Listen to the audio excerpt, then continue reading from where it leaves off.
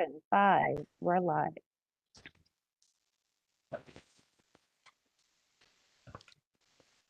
We are live. Yeah. Thank you, Karen. Good afternoon and welcome to our first Audit, Finance and Risk Committee meeting of 2026. I'm Lawrence D'Souza and will be chairing today's meeting. This virtual meeting is being live streamed on YouTube.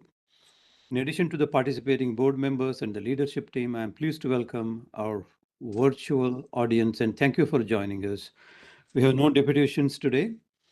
I would like to acknowledge that January is Tamil Heritage Month. Last week, January 20th, was Martin Luther King Jr. Day. January 21st, Lincoln Alexander Day. And yesterday, January 27th, was International Day to commemorate memory of victims of the Holocaust.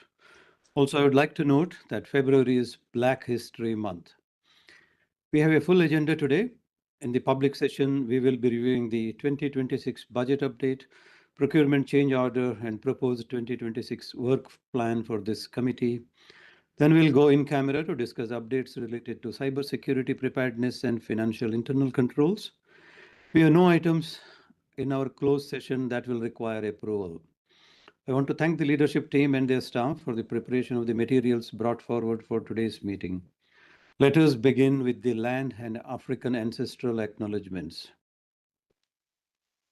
Toronto Seniors Housing Corporation recognizes that we live and work on the traditional territory of the Anishinaabe, the Haudenosaunee, and the Wendat nations, and this area is now home to a diverse population of First Nations, Inuit, and Métis peoples. We recognize that Toronto is situated within the traditional territories governed by the Dish with One Spoon Wampum Treaty between the Haudenosaunee and the Anishinaabe nations, the Two-Row Wampum Treaty between the Haudenosaunee and the Dutch, as well as Treaty 13 and the Williams Treaties involving the Anishinaabe and the Crown. These agreements remain in effect today, underscoring our shared responsibility as treaty people.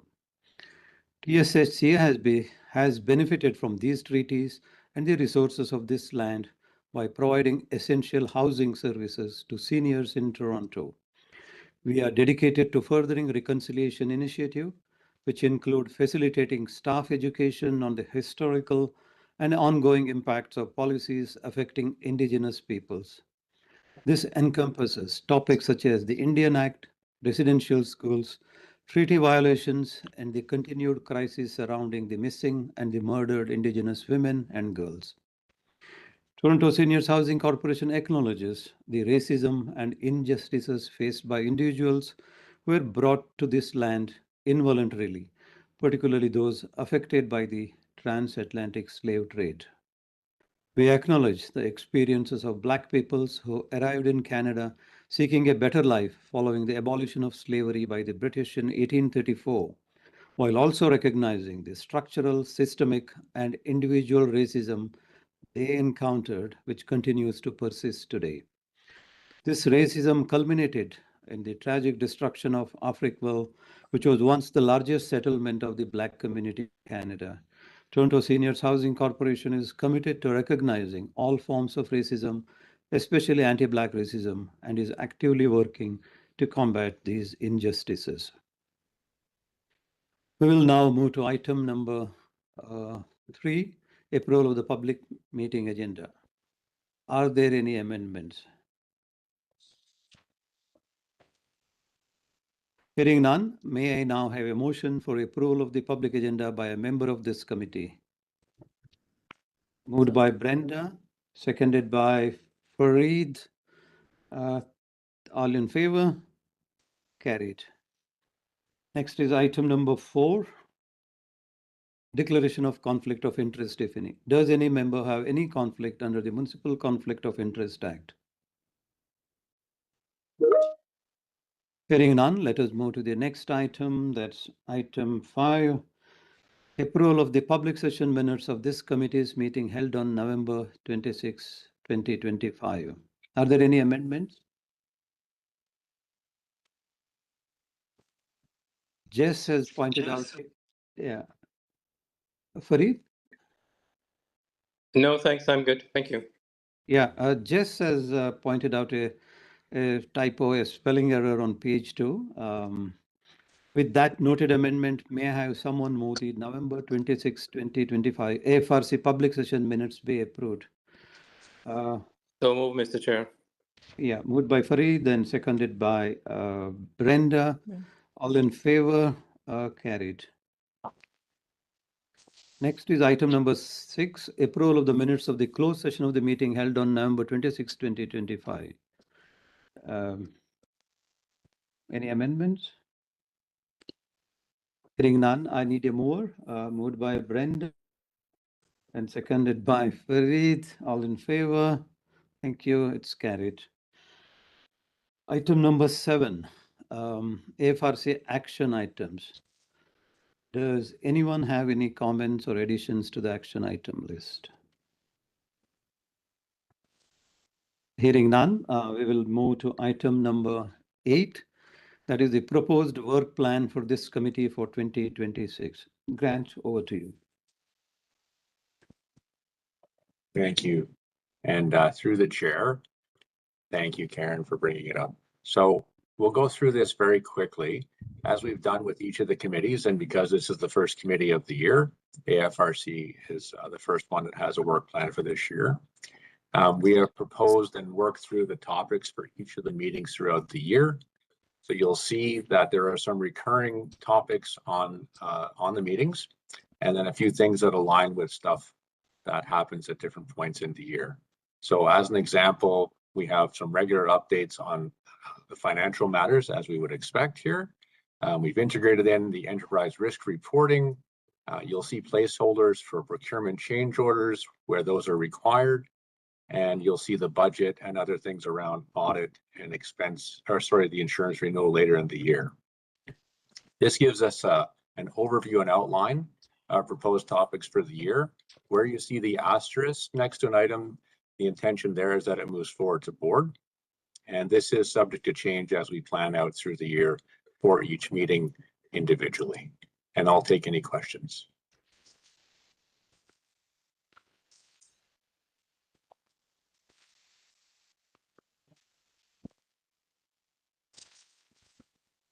If there are, Brenda. Just a question on the cybersecurity. We're getting updates twice a year. Am I correct on that? That's correct. Okay. Through the chair, that's correct. Yeah. Oh, I see. So one in January and the next one will be in November, tentatively November? Yes. Okay. Okay. And the question about the auditor, it says here in Q2, recommendation to the City of Toronto, TSHC's 2026 auditor. That's auditor's report. So through the chair, so every year as part of our reporting process, we have to bring forward a recommendation on the auditor to the board. And that is part of our standard process. And it would be the auditor that would be recommended to the city to do our 2026 audit for next year. And Vince would bring that report forward. And that audit is separate from the TCHC? That is correct. That's an independent audit that is done for TSHC. Okay. Oh, that's good. All right. That's all. Thank you. Thank you, Grant. Thank you, Brenda. We are looking for a motion to approve this item. May I get a committee member to move that the Audit, Finance and Risk Committee 2020 proposed work plan be approved as presented? Moved by Brenda. Yep. And seconded by Fareed. All in favor? Any opposed? Carried. Next is item number 9. That's CEO's update. Over to you, Tom. Good. Thank you. And through the chair to the committee, good to be with everyone for this kind of inaugural meeting of one of our board committees. So yeah, it's a pleasure. And I wanted to just the first item. It's timely as it relates to the meeting today, and it was just raised before the meeting about the recent Star article on this community safety unit at Toronto Community Housing. And just a bit of context, when there was the media release regarding 330 Gerrard, right, the issue of the window, they did indicate in that article that there would be a subsequent piece on the community safety unit, and so that's what was captured in that article. And just kind of for some of our kind of newer members, that the community safety unit is managed through TSHC. That is their that a key accountability, and so that that being said, with safety and security, a key issue, one of the lead issues for our tenants, this is of real interest to us. And so the article did highlight challenges, and that work that needs to be done in this area. And just reminding the committee that Toronto Community Housing had completed a review of the CSU that is now complete. There were 5 recommendations that were being given. There are kind of 2 recommendations that Toronto Seniors Housing will focus on. One relating to the review, the operational review, I'll call it, of Toronto of the CSU, so we would have a part of that, and also looking at community safety and wellness plans. Those are the 2 areas. And so just to also let the board know that we are working with the CSU right now. We have been identifying our high-risk buildings, and then subsequently what support can the CSU provide to those buildings. So we will be certainly kind of providing information and working with them to respond to these challenges, but also as well what is specific to Toronto Seniors Housing. And then second item, just wanting to mention around the and Vince will go into more detail around our 2026 budget, but just raising with the committee that we did present to the budget committee on January 16th. It was well received by the councillors of that committee. There was there was a lot of questions, maybe 7 or so. They asking about kind of our staffing capacity in delivering on some of our tenant work, program supports, and just around kind of external partnerships, assisting in the supports to tenants, how that could look. Also, a question just around the rapid rehousing initiative, its kind of impact in our buildings, and just another example. The question was just around our involvement around the building of new housing for seniors. So that was our budget committee, but as I said, overall, I think well received. And then also just wanted to share with the group, we did an extended leadership team tabletop exercise. So as part of our building, I'm sorry, as our business continuity work, MNP, they had worked with us around developing the business continuity plan, offered to help us in this tabletop exercise. So we came together.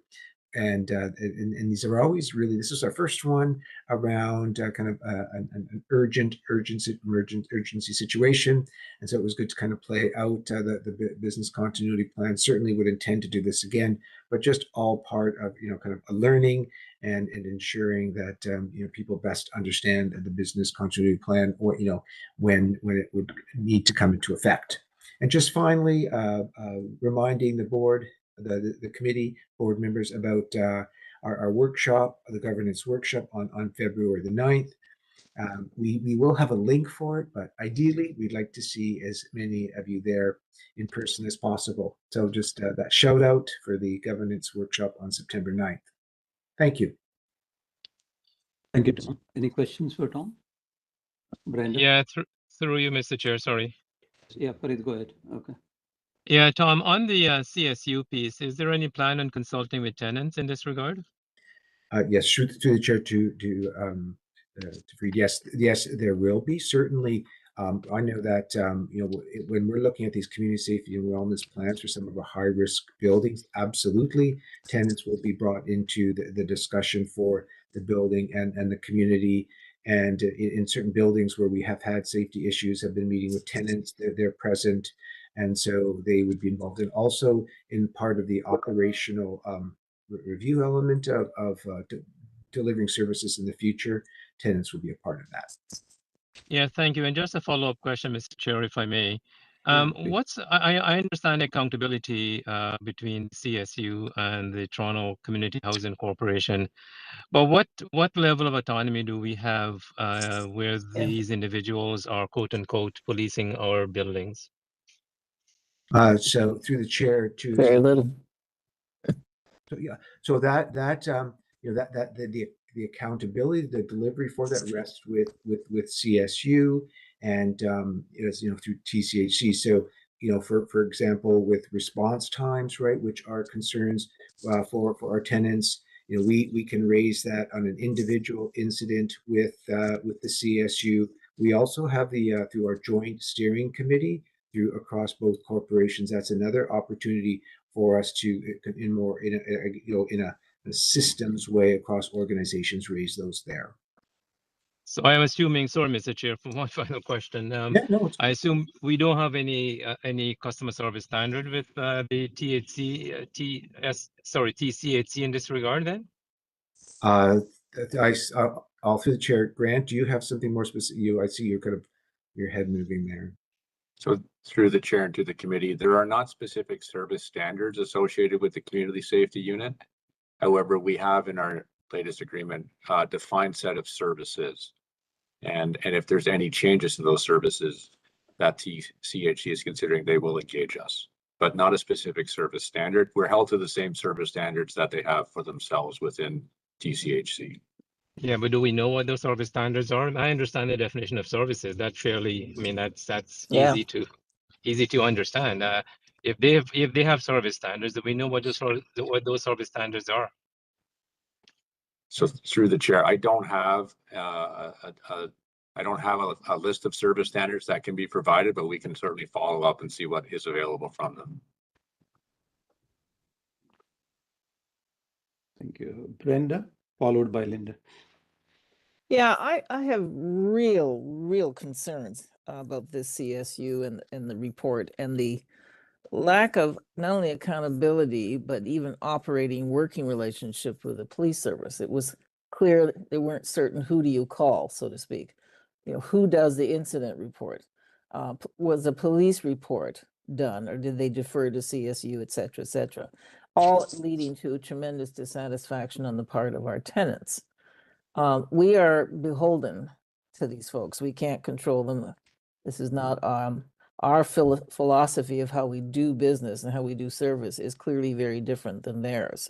And I think I picked that up very clearly in terms of any problems we might have going forward. I'm not happy with the answers because I think it still begs the issue, and we've had conversations and concerns from tenants about safety of how are we managing the safety issues, right? And I don't know, I think we need to either have some more detailed service standards that we expect that they should agree to and we should agree to. I'm just not happy with it being left, you know, that we defer to them. And I think we really need to really look at this report and what its impact on us as an organization, all the while recognizing, of course, we don't control them, they don't answer to us. But we got to get some meat on the bone here, because the longer this continues and bully boys continue, the wannabe cops, I mean, they've always been called the wannabe cops, you know, and in the community. So I don't want to have that spill over to our community, our series of buildings, that attitude and posture. And I think we need to have some hard conversations about going forward on this matter. And I don't know what your plans are, Tom, on this, or Grant, or anyone. You know, do we just leave it at the report? You know, the report was made and then we just, you know, look at the entrails of the report, or do we actually engage in some sort of, you know, active improvement of a working relationship, and in particular, the response times and what their follow through is. If people are left feeling they're not the issues are not being dealt with, well, then that leads to issues of trust and mistrust, and that's a dangerous road to go down. So through the chair to Brenda. So I just have to reiterate that it was council directed for a review of the Yep. CSU, right? I So understand. that is in motion. The review and recommendations were kind of approved by the TCHC board. There Yep. are areas where we will be able to have input. We have been approached, and Nadia Gavay, there's Chief Operating Officer, came to talk to our QTech committee. She identified, those areas of the report where we will be able to kind of influence that, so that the interest of our seniors is present. So this, the issues are I think recognized, and the council kind of directed this, and so as we participate in work with TCHC to enable and better enhance the safety, the provisions. So that, And they made a presentation to the Linda, to your committee, the quality. and they yeah. are coming, and Nadia is coming back, I believe, When? for next. I think she'll be at she'll be at our May QTech. Okay. Okay, Could everyone be informed of that? Because I'd like to hear what some of their answers are. Yeah. And my last question was about the budget committee. Yes. You're saying many questions were asked. What were the questions asked or answered in terms of the rapid housing initiative? Yeah. So through through Chair to Brenda. So we provided the response of our commitment around the city that originated, supports this program kind of with the staff to support our tenants in the building. So we our obligation has been 150. I think for the past 3 years, Brad, you can correct me, we have met that standard. And I think when we look at how we have been able to kind of house the people in precarious housing, to provide them with housing, I said that has been a success of the program. What we are, and this is what one of the councillors was raising, we do need to be attentive to how kind of that can be disruptive to the environment when when a tenant from the program comes in, but also reminding the budget committee that there are it is some of the challenges that we have with tenants is simply with rapid rehousing, right? It's with disadvantages with other tenants who come into our unit. So yeah, we tried to frame it in that way. So they asked the questions. They were the ones initiating. So there was some concern raised. Yeah. Okay. And the comment on building of new buildings, is that asking us whether we are participating in those conversations, or is there an expectation that we would initiate that? I don't quite understand what the questions were.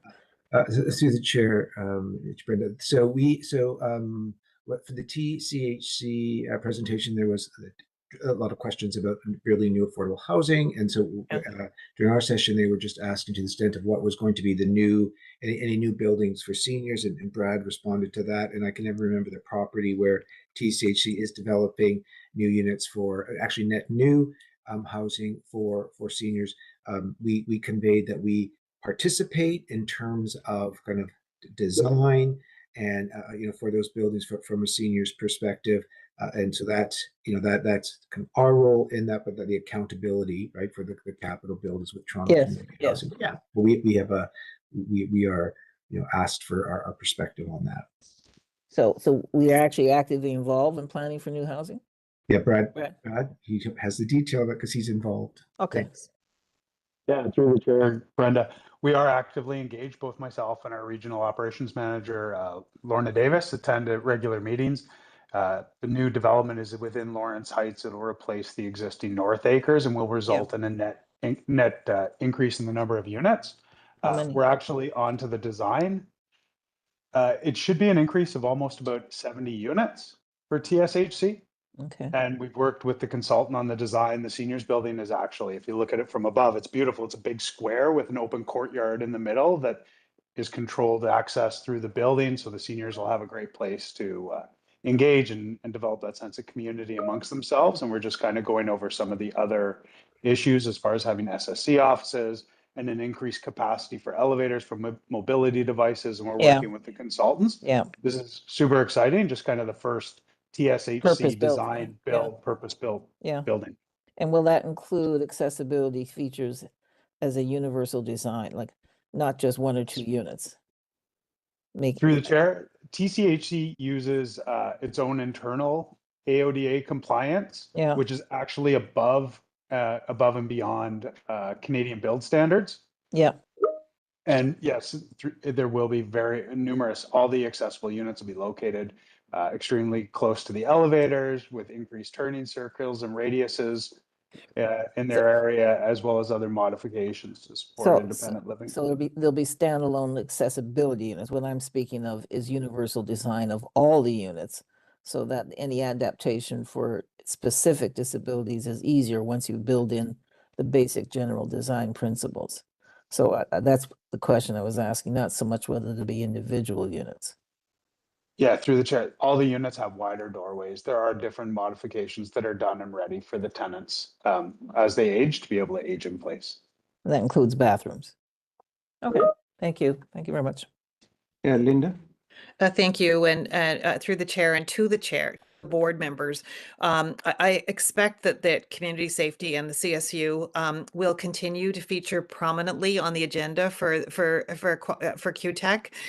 It's been on most of our agendas, and I think it's coming first to this because this meeting came first in the year. But Yeah. I expect that we will have time for robust conversation, and also I echo some of the concerns. I'm very concerned about the accountability in terms of when and how the communication goes from TCHC to Toronto Seniors Housing when there's an incident of individual safety, like the first article in the Star, where it was clear that the tenant wasn't safe, and to other things, so that we're not actually just kind of leaving it with Toronto Community Housing. Yeah. But I'm okay if we actually leave this for, and I'm delighted, Jesse, that you are going to be meeting around this with STAC. I think this kind of requires some further conversation, and I know that it will be on the next agenda, and we will continue to have conversations with the leaders in TCHC.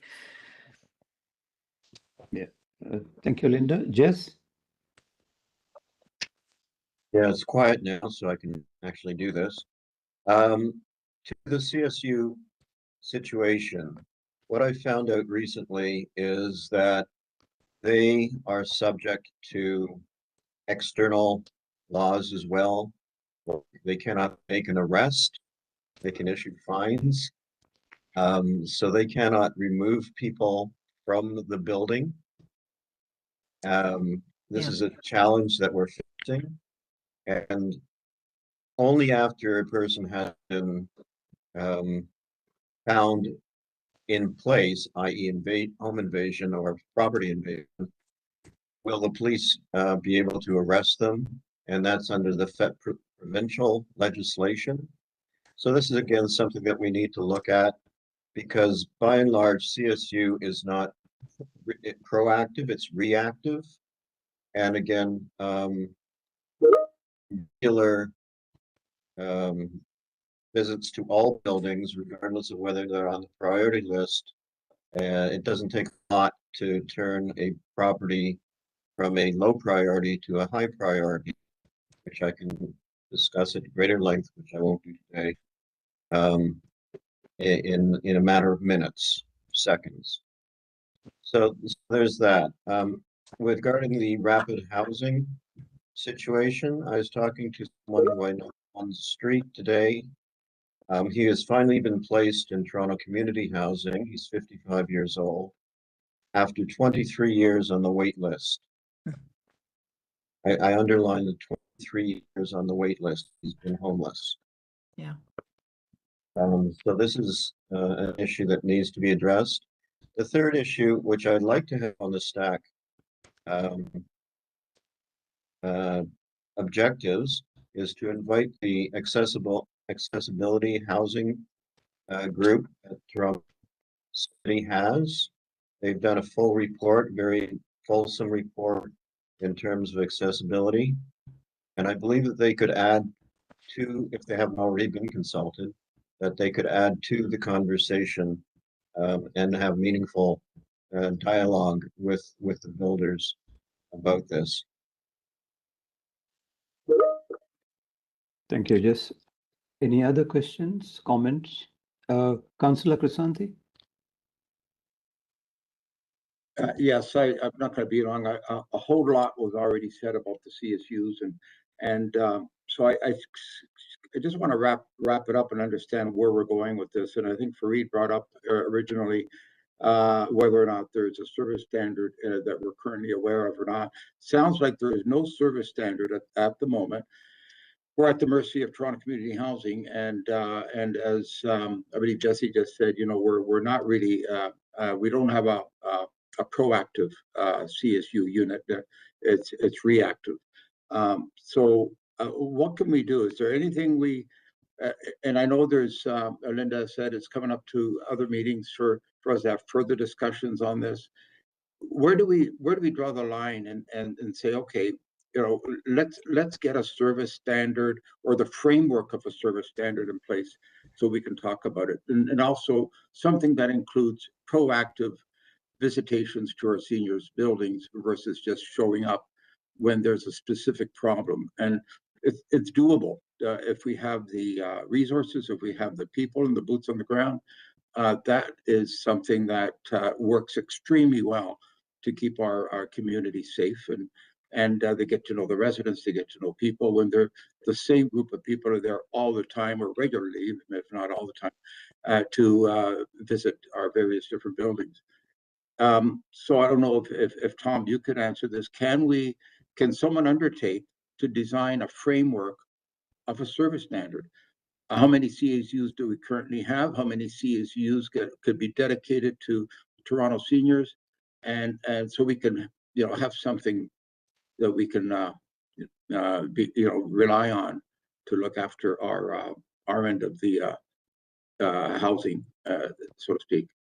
Yes, yeah, through the chair to Councillor, I would say that our kind of, I think, best opportunity to kind of state our kind of need or clarification around what are those service standards, right? Once again, we will check in with CSU whether there are specific response standards now, but to the extent that you know, those standards and how they're you know, how they apply to seniors buildings in the future as part of this review, it is our opportunity, you know, when we're there to say, look at from the Toronto seniors perspective, and you know, kind of some of the differing or the needs of seniors as relates to the CSU, whether it's kind of presence or education, you know, what happens. I know at buildings, whenever presentations are done by CSU, there's involvement with the officers that's seen as very favorable. So I think we need to articulate, you know, what are the specific needs at our buildings, and then, you know, at this board's request, really then driving home this aspect of standards, response times, and things that can be our kind of input into that. And when is this input, Tom? When you're having these discussions? So through the chair to the council, I don't actually know when that operational review is starting. I know it is all being considered and in the works, right? The review was presented to the TSHC board in December, right? Of 25. So it's still relatively new, and you know, that I certainly would think before Nadia is coming to our QTech in May, we would have a better line of sight of the timing of that. So as we get that, we can bring that forward. Thanks. Okay, so we're still February, March, April, May. We're still like 3-4 months away, and then so I'm just obviously concerned that I don't want to be in this 6 months from now. Be in a situation where, okay, where are we? Are we any further ahead? Do we know any more? So it seems, you know, I don't want to be talking about this now. Reviewed in 4 months, or looked at, discussed more, then reviewed, then comes back. Can we get more of a timeline that we could, you know, feel confident that we're not going to let this slide 6 months, a year, or 2 years? I don't want to be talking about this time next year and say, well, where are we? Yeah, so through the chair to the council, I will specifically request for a timeline around that review. All right, thank you, appreciate it. Right. Yeah. Thank you, member, for your inputs. If you don't have any further questions, let us move to item number 10. That's TSHC Budget 2026. Over to you, Vince. Great, thank you, Mr. Chair, and through the committee. Since the last update, the board has approved the 2026 operating budget on December the 11th. The 2026 operating budget deficit of $2.334 million is expected to be funded through the 2025 TSHC surplus. See attachment 1. Attachment 2 has the final notes that was published through the city's website. We met with the budget committee on January 16th, as Tom mentioned briefly, through a Q&A session. Next steps right now, the mayor will be releasing her budget on later this week or by February the 1st. And then eventually there will be expected to go to council on February 10th at a special city council meeting for the approval of the budget. At this point, I think those are all the updates I have. I know that Jess has posted some questions there. What should we do, Mr. Chair? Should we go through those questions from Jess? Yeah. Okay, let us go ahead. I mean, if you can briefly, because already we are running over time. Yes. Yeah. Yeah. Okay. So in terms of the first question, I know that there was about 5 or 6 questions in there. The first question was relates to revenue in terms of the increase of 7.5%. So this was really due to the better than expected forecast in 2025, along with the expected pension increase of the rate of inflation, low vacancy rate, and also faster turnover for rental units as well. So that has resulted in that big increase. If you look at the 2026 forecast versus the 2025 budget, you will see that, 2025 forecast versus 2026 budget, you will see that the increase is only about 1.6% in this case here. So it's still relatively mild in this case here. Revenue was expected to come in at about 97.771 based on what we are expected to land there. So that is on the revenue side of things. On the side that relates to the page 21 on the 19% of the residents and 85 and above, yeah, we can confirm and get back to you, but it looks about right. The data was pulled from our system, and certainly maybe this is the first time that you might have seen it, but it is certainly looks to be accurate from our understanding of that as well. With respect to the next item on the pest treatment, maybe what I'll do is I'll bring in Brad just to comment on further on the remaining untreated units here. Yeah, thanks. And through the chair, when you're looking at the number of units that's treated, not all units that we treat have pests. So what our staff do is they do block inspections. So a lot of times what will happen is that when a unit's going to be treated, we inspect the surrounding units. If those units do not have any live activity, it is against Canadian law to apply pesticide to those units. So they're not treated, although in the system it comes off looking as though it was inspected. So there's nothing to actually clear or close out with those units. The other thing that we find ourselves in with regards to that is that it's an expectation of the landlord-tenant board. So if we're taking somebody to the landlord-tenant board and we're trying to get an order in order to allow them for us to enter the unit and treat, and the tenant's refusing, that could be up to 36 treatments that will fail. As a result, we schedule every 2 weeks. It's an expectation of the board that we continue to work with the tenant in order to attempt to treat for their pests, even though they refuse us until we can get them in front of an adjudicator and get that. I would say that there's some increased metrics, there's some increased reporting. The November QTech meeting that we had, there was a pest management plan where we kind of spoke further about different metrics that we'd be bringing to the board and to the committee to measure the successfulness of the pest treatment plan. So that would be the best source of information as far as the treatment numbers and the clearance numbers and things like that moving forward. Great. Vince, you can continue. Great. Thank you. The next question, I'll just keep it pretty brief there. Responses relating to the tenant engagement and access to support. We're aware of the limited resources to continue to work to improve the metrics. The information outlines the key areas as a focus for us. As part of the 2026 budget, we had submitted 2 additional headcount requests. Unfortunately, the requests were turned down. We expect to have further input on this in 2026. With respect to the next item on the regional volunteers meeting, The information was provided as a high level. We will certainly add this in the future. On the page 26 on the financial sustainability and stability and sustainability, in 2026, TSHC did dip in 2026 budget. TSHC had to dip into the equity and retained earnings to fund the deficit. We did receive a significant increase in the 2025 budget as a one-time funding of the approximately 17% increase catch-up. We know this is an important item. We will continue to discuss with the city on future budget needs as well. And those are sort of quick and brief answers to those questions. Are there any further questions from this? Yes, Jess? Yes, I wanted to go back to the percentage of people who are over 85 in the buildings. This is a significant number in as much as people who reach the level of super seniors have much more challenging opportunities to living in place. And income equity is a serious issue that I'll bring up at the QTech meetings. But also in terms of engaging plan that I believe is being developed needs to address how do we treat and work with the almost 20% of residents who are over 85. Yeah. It's just a note. It's not, it has to be voted on or anything at all. Thank you, Jess. Councillor, you had a question? Yes, sorry.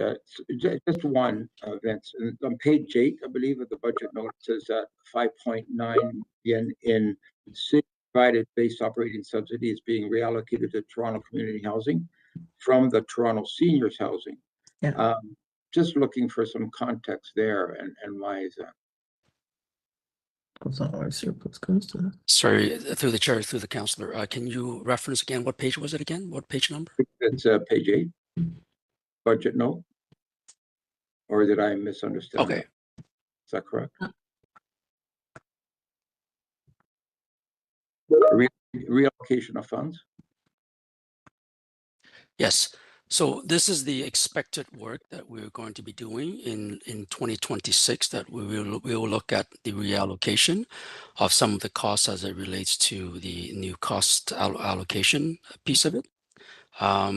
This is an item that is still, to be discussed, but this is an item that is to be finalized in our 2026 budget with the TSHC.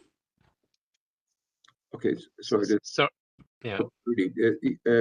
Go Fareed, can you clarify that, or I'm still not sure. Why yeah, we're sorry. getting this money? Yeah, sorry, and again, my apologies. I'm on my phone. My computer gave up, so I have to fix my computer. So that's why my video isn't on. I thought it was the reverse. I was going to ask the same question, Councillor. I thought it was the reverse, Vince, because the new cost allocation model. I thought there were additional resources that will be provided to us as a result of that study. Through the chair. I thought it was the other way. And to the board committee, as part of the cost allocation model work that we did in late 2025, there was a significant decrease from a CSU, for example, that has resulted in a reallocation of some of the resources back to TSHC. The effect between the two organizations is neutral. Just that there are some component of it that goes back to TSHC as it relates to that. And that reference there was just to identify some of those changes that are expected to go through in the 2026 budget. We can certainly address this a little bit further in upcoming meetings once we start to go through the reconciliation process there. Yeah, I'd like to, because my recollection is slightly different. Obviously, you're closer to it than I am, but I thought it was the reverse. I thought the cost allocation model has resulted in us being afforded some additional resources as a result of the study that was recently concluded. Yeah, so I mean, I think just from our perspective wise, I mean, as I mentioned earlier, our expected cost expected to go down. So therefore our subsidy is expected to be reduced in this case here. So maybe what we can connect back if there was a misunderstanding from that perspective, but you know, as far as the information that we have, that information is what do we anticipate to have in 2026 in terms of the reallocation component of it. Sorry, Vince, we have $6 million in costs that are going down. And so Correct. what are these costs? And what Increased revenue. Well, we have increased revenue. That's great. But can we not keep our own revenue? No. If we have it to reallocate it where we need it, whether it's, and once we sort out this whole CSU thing, that's one area maybe, but then there's so many other areas in state of good repair. So through the chair to the councillor and the other questions. So, you know, we may have to go back to kind of revisit and just kind of the specifics around the cost allocation model, because one of the premises around the cost allocation is that each organization was still to remain whole through that process. So it wasn't a question of kind of gains or losses. It was more about what is the costs that are currently allocated, that have been allocated in our organizations, and then subsequently how do that they more appropriately be allocated to reflect our budgets and stabilize our budgets. And then in the future, we don't have this at the end of the year, a surplus goes to TSHC or deficit. We know that moving forward, doesn't happen. They're separate based on this cost allocation. But if we need to revisit some of the specifics around that, we may have to. I think we do, Mr. Chair, because I'm a little bit confused now. Because I understand the net neutrality argument. Right. But my recollection of the numbers that we saw, it was a reflection of the service we provide and the service we receive from TSHC. So it's not an issue of gaining or losing, but a more realistic apportionment of cost based on what we expect from them and what they expect from us. So it might be useful, Vince, at a subsequent meeting to maybe have some clarification on this, because I think I'm not the only one that seems to have some questions regarding this. So, and this not specific to the community services unit, because I think I was talking about just the global number, not specific to any one service. Well, is it not clear that any surplus we acquire goes back to TSHC? I thought that had been stated at some point. We're not allowed to keep it for ourselves. And in this year case, because we had surplus, it was applied to our organization deficit. I don't know if going forward we would be incurring any of these surpluses again, but my understanding is, and I'll correct me if I'm wrong, that basically any surplus we make is not ours to keep. That's what I understood. Rightly or wrongly.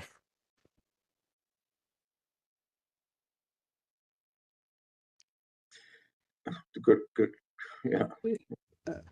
Good point. Grant? Yeah. I may defer to Vince on this. Okay. So the treatment of the surplus is something through the chair, sorry.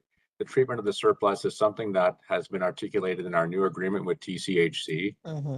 And for 2026 going forward, the surplus remains with TSHC or as determined by the budget planning process with the City of Toronto. So that is the sort of the term in a summary way that's in the new agreement. And then with regards to the cost allocation model, as was previously brought forward the board, the details around the reduction in the cost allocation to TSHC are in those materials, and we can certainly summarize and bring those back. And those articulate the according subsidy adjustment. The thing about that is the cost allocation model is not yet implemented because the city asked us to pause on implementing it until we get through the budget process and implement it as part of the 2026 as an in-year adjustment, which is what Vince is getting at, is we'll be coming back with an in-year adjustment for board consideration on that. if that helps to sort of provide a bit more information. Thank you, Grant. Yeah, this item was for information purpose only. So we'll be moving to item number 11. That's a procurement change order. Over to you, Vince, again. Thank you, Mr. Chair, and to the committee. The two items on the list for approval. The one is for the TSHC service delivery agreement for an extension to February 2027 in amount of $13,147,813. And the other one is for Hardy Catering for the holiday meals for community partnerships and programming up to December 31st, 2025 in the amount of $39,591.64. Subject to the procurement method delegations of authority that applies to all of the standard and non-standard contracts. The above is based on the appropriate increase there. So we will require the board and the board committee to approve anything over $250,000 or 20% of the original commitment value. And just to maybe to bring this context as well, the shared services delivery, the service delivery agreement with TSHC that has been established under the city mandated shared services model since day one, using a cost sharing framework implemented. The existing purchase order is expected to be depleted by February of 2026, requiring change order of $13,147,813 to extend payment to February of 2027. With respect to the Hardy Catering event, there provided holiday meals to the tenant at TSHC buildings as part of the Community Activity Funds or CAF. The estimated was based on the 2024 data. The success of the events through additional meals alongside with the events required additional increase of another $39,591 increase to the original PO. I'll take any questions if there's anything on this particular item here.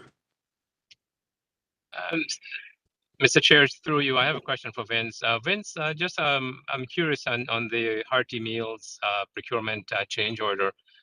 In the tender, did we get a quote per meal, or was there a global amount that we had anticipated? What was the tendered a price or amount that we had included in that agreement? I can support this one. Yeah. Do you want to speak to this one? Yeah, through the chair, Fareed, it was a per meal contract. So we worked with the estimates we had to set a total number of expected meals.